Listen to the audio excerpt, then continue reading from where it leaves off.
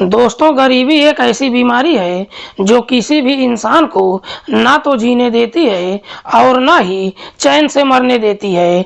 और कभी-कभी इंसान भी इसी गरीबी की वजह से इस प्रकार से तंग हो जाता है कि वो जल्दबाजी में कुछ गलत फैसला कर लेता है, जिसकी वजह से ना जाने कितने लोगों की जिंदगियां भी तबाह हो जाती है।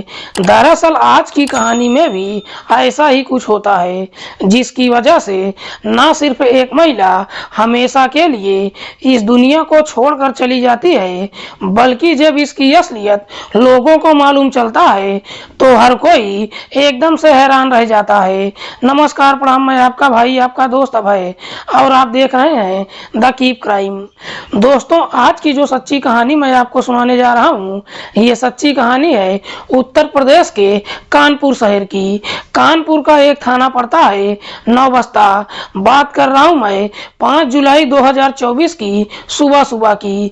दरअसल इसी नौबस्ता थाने के अंतर्गत हाईवे पर जब कुछ लोग मॉर्निंग वॉक पर निकलते हैं तो देखते हैं कि सड़क किनारे झाड़ियों में एक महिला का डेड बॉडी पड़ा हुआ है।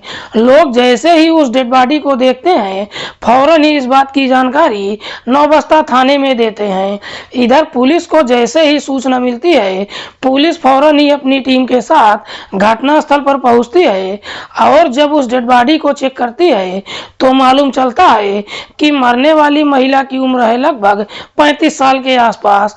दरअसल उसके चेहरे पर किसी तेज धारदार हथियार से कई बार वार किया गया है। दरअसल उसके चेहरे को इतनी बुरी तरीके से बिगाड़ दिया गया था कि उसकी पहचान करना भी काफी मुश्किल हो रहा था।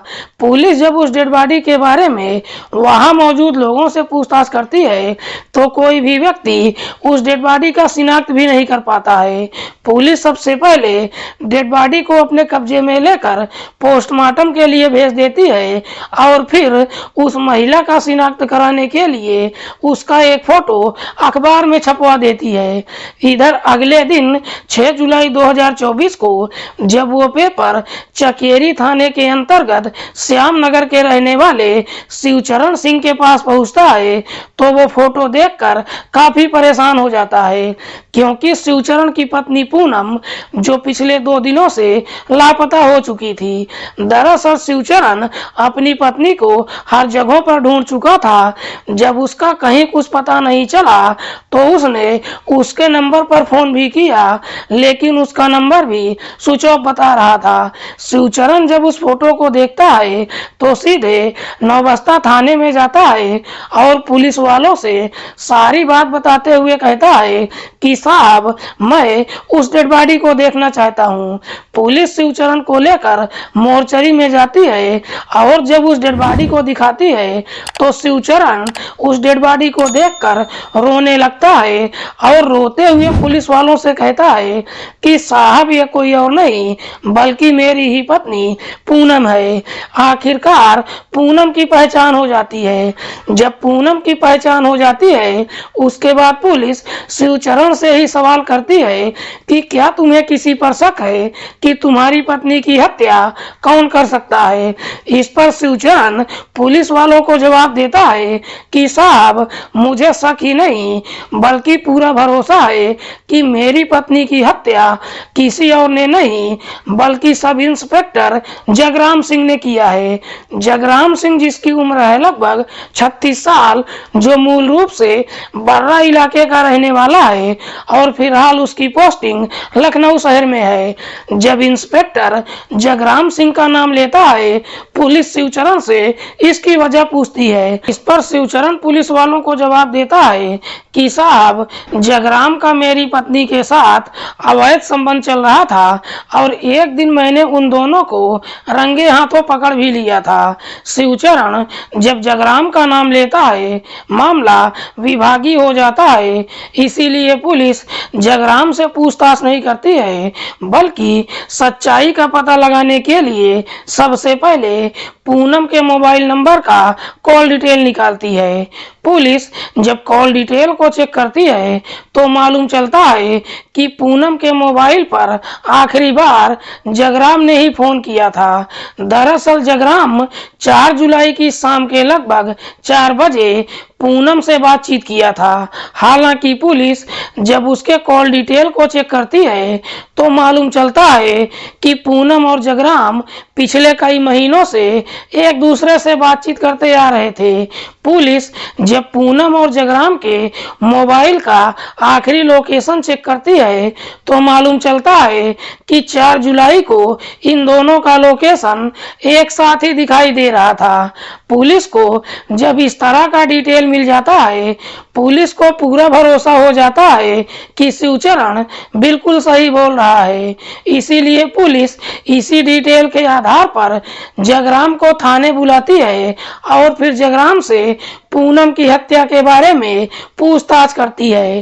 पहले तो जगराम पुलिस को काफी गुमराह करने की कोशिश करता है, लेकिन पुलिस जब जगराम के सामने सारी डिटेल रख देती है, अब जगराम के सामने कोई रास्ता नहीं बचता है और फिर मजबूर होकर जगराम अपनी सच्चाई कबूल कर लेता है और पुलिस वालों से कहता है कि हाँ साहब, पूनम की हत्या मैंने ही किया है।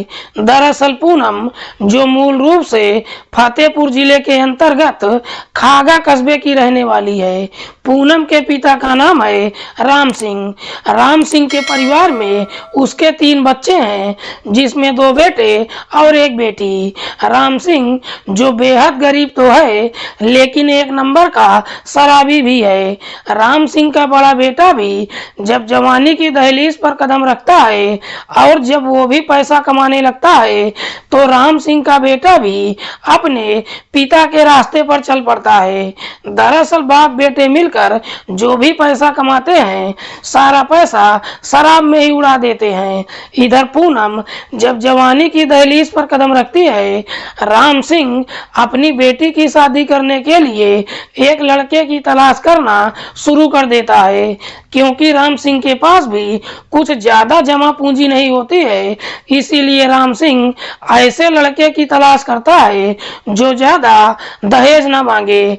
और आखिरकार राम सिंह जब अपनी थोड़ी सी कोशिश करता है, उसे चकेरी थाने के अंतर्गत श्याम नगर का रहने वाला शिवचरण मिल जाता है। शिवचरण जो एक ढाबे में काम करता है, थोड़े बहुत पैसे कमाता है। जब शिवचरण पसंद आ जाता है, उसके बाद अपनी बेटी पूनम की शादी शिवचरण से कर देता है। पूनम शादी कर जब अपनी ससुराल जाती है तो शिवचरण भी खूबसूरत पत्नी पाकर बेहद ही खुश होता है। समय बेहतर तरीके से गुजरने लगता है और समय के अनुसार पूनम भी 2 बच्चों की मां बन जाती है। लेकिन बच्चे जब इस दुनिया में आ जाते हैं, घर का खर्च काफी बढ़ जाता है, लेकिन शिवचरण की आमदनी में कुछ खास इजाफा नहीं हो पाता है, जिसकी वजह से शिवचरण की माली हालत काफी खराब हो जाती है, जिसकी वजह से शिवचरण और उसकी पत्नी पूनम के बीच में आए दिन हर रोज झगड़े तकरार शुरू हो जाता है। बात इतना काफी आगे बढ़ जाती है कि आखिरकार पूनम अपने पति से नफरत करने लगती है। दरअसल पूनम जैसे तैसे अपने पति के साथ रहने तो लगती है, लेकिन इसी दौरान एक दिन पूनम के घर पर जगराम सिंह आता है। दरअसल जगराम जो शिवचरण के बड़े भाई का साला है। क्योंकि जगराम रिश्तेदार है, इसीलिए जगराम जब शिवचरण के घर पर जाता है और जब वो पहली बार उसकी पत्नी पूनम को देखता है तो पूनम की खूबसूरती देखकर जगराम की नीयत खराब हो जाती है। दरअसल जगराम और पूनम के बीच में भाई बहन का रिश्ता होता है, लेकिन बावजूद इसके जगराम इस रिश्ते को ताक पर रख देता है। जब बार बार शिवचरण के घर पर आना शुरू करता है तो जगराम को भी मालूम चल जाता है कि शिवचरण की माली हालत काफी खराब है।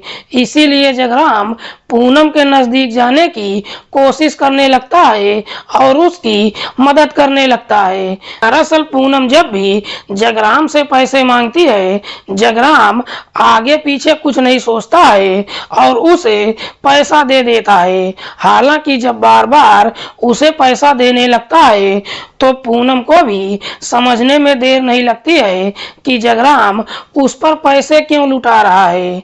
पूनम जब जगराम की मंशा समझ जाती है तो पूनम भी अपने आप को रोक नहीं पाती है और आखिरकार एक दिन अपने आप को जगराम के हवाले कर देती है, जिसकी वजह से जगराम और पूनम के बीच में अवैध संबंध शुरू हो जाता है। और एक बार जब यह सिलसिला शुरू होता है उसके बाद कभी रुकने का नाम नहीं लेता है। दरअसल दोनों के बीच में जब इस तरह का रिश्ता कायम होता है उसके बाद जगराम अक्सर पूनम से मुलाकात करने के लिए उसके घर पर ही जाता है, क्योंकि दोनों के बीच में भाई बहन का रिश्ता होता है, इसीलिए किसी को इन दोनों के ऊपर शक भी नहीं जाता है। लेकिन जगराम जब बार बार पूनम के घर पर जाने लगता है और खास करके उसके घर पर तब जाता है जब शिवचरण अपने घर पर नहीं होता है, कहीं ना कहीं पड़ोसियों को जगराम के ऊपर शक चला जाता है। और एक दिन एक पड़ोसी इस बात की जानकारी शिवचरण को दे देता है। पड़ोसी जब इस तरह की बातें शिवचरण से कहता है, शिवचरण शाम के समय जब अपने घर पर पहुंचता है इस बारे में अपनी पत्नी पूनम से पूछताछ करता है, लेकिन पूनम अपने पति के ऊपर ही भड़क जाती है। दरअसल पूनम अपने पति को फटकार लगाते हुए कहती है कि तुम्हें शर्म नहीं आ रही है कि तुम इस तरह की बातें कर रहे हो? क्या तुम्हें नहीं मालूम है कि जगराम और मेरे बीच में भाई बहन का रिश्ता है? हालांकि पूनम त्रिया चरित्र का खेल खेलकर अपने पति को समझाने की कोशिश तो करती है, लेकिन शिवचरण को अपनी पत्नी के ऊपर शक चला जाता है। इसीलिए शिवचरण अपनी पत्नी के ऊपर नजर रखना शुरू कर देता है। दरअसल एक दिन शिवचरण हर रोज की तरह अपने काम पर जाता है, जानबूझकर दोपहर के समय घर वापस आ जाता है। लेकिन शिवचरण जब अपने घर पर पहुंचता है तो देखता है कि कमरे का दरवाजा अंदर से बंद है। शिवचरण जब दरवाजा खुलवाता है और जब दरवाजा खुलता है तो देखता है कि कमरे के अंदर पूनम के साथ साथ जगराम भी मौजूद है। दरअसल शिवचरण जब इन दोनों की हालत देखता है तो शिवचरण को भी समझने में देर नहीं लगती है कि कमरे के अंदर ये दोनों कर क्या रहे थे। इधर जगराम जब अपने सामने शिवचरण को देखता है उससे बिना कोई बातचीत किए वहां से चला तो जाता है, लेकिन शिवचरण अपनी पत्नी की बुरी तरीके से पिटाई कर देता है। उसके बाद अपनी पत्नी के ऊपर नजर रखने लगता है। दरअसल शिवचरण अपनी पत्नी की पिटाई तो कर देता है, लेकिन बावजूद इसके पूनम की आदतों में कोई सुधार नहीं आता है। दरअसल पूनम और जगराम कैसे भी एक दूसरे से मुलाकात कर ही लेते हैं। शिवचरण अपनी तमाम कोशिश कर लेता है, जब उसकी पत्नी सही रास्ते पर नहीं आती है। एक दिन शिवचरण जगराम के घर पर जाता है और उसकी पत्नी लक्ष्मी को सारी बात बता देता है। इधर लक्ष्मी को जब अपने पति की सारी सच्चाई मालूम चल जाता है, लक्ष्मी अपने पति को धमकी देते हुए कहती है कि अगर तुमने पूनम का साथ नहीं छोड़ा तो मैं बच्चों के साथ खुद को खत्म कर लूंगी। लक्ष्मी जब इस तरह की धमकी देता है तो जगराम भी अपनी पत्नी की धमकियों से काफी डर जाता है और फिर पूनम से मुलाकात करना बंद कर देता है। जगराम भले ही पूनम से मुलाकात नहीं करता है, लेकिन पूनम उसका पीछा नहीं छोड़ती है। दरअसल पूनम बार बार जगराम के नंबर पर फोन करती है और उससे पैसा मांगने लगती है, और जगराम जब उसे पैसा देने से इनकार कर देता है तो पूनम जगराम को ब्लैकमेल करने लगती है। दरअसल पूनम जगराम को धमकी देते हुए कहती है कि अगर तुमने मुझे पैसा नहीं दिया तो मैं तुम्हें बदनाम कर दूंगी। पूनम जैसे ही इस तरह की धमकी देती है तब कहीं जगराम को लगता है कि उसने बहुत बड़ी गलती कर दिया है।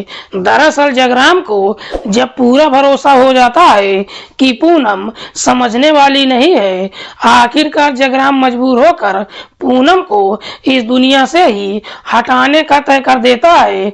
तभी एक दिन पूनम फिर से जगराम के नंबर पर फोन करती है और उससे 10,000 रुपए की डिमांड करती है। जब 10,000 रुपए मांगती है, जगराम को भी लगता है कि यही सही मौका है। दरअसल जगराम पूनम से कहता है कि मैं तुम्हें 10,000 तो दे दूंगा, लेकिन मुझे थोड़ा समय चाहिए। जैसे ही मेरे पास पैसों का इंतजाम हो जाएगा, मैं तुम्हें फोन कर दूंगा। उसके बाद जगराम अपने साले लक्ष्मण के नंबर पर फोन करता है और फिर पूनम को इस दुनिया से हटाने के लिए एक प्लान बनाता है। लक्ष्मण भी अपने जीजा का साथ देने के लिए तैयार हो जाता है। जब दोनों अपना षड्यंत्र बना लेते हैं, इसी षड्यंत्र के तहत 4 जुलाई 2024 की शाम के लगभग 4 बजे के आसपास जगराम पूनम के नंबर पर फोन करता है और उसे पैसा देने के बहाने नौबस्ता हाईवे पर बुलाता है। इधर पूनम जब अपने घर से निकलती है तो अपने बच्चों से कह के जाती है कि मैं तुम लोगों के लिए स्कूल बैग लाने जा रही हूँ। शाम के 4 बजे के आसपास पूनम अपने घर से निकलती है और सीधे नौबस्ता हाईवे पर पहुंच जाती है, जहां पर जगराम अपने साले लक्ष्मण के साथ कार में पूनम का इंतजार कर रहा था। पूनम जब वहां पर पहुंचती है, जगराम पूनम को अपनी कार में बिठा लेता है और उसका साला लक्ष्मण कार को हाईवे पर रवाना कर देता है। जब कार को रवाना करता है, पूनम कार के अंदर ही जगराम से 10,000 रुपए मांगने लगती है, लेकिन जगराम उसे पैसा देने से इनकार कर देता है, जिसकी वजह से दोनों के बीच में झगड़ा तकरार शुरू हो जाता है।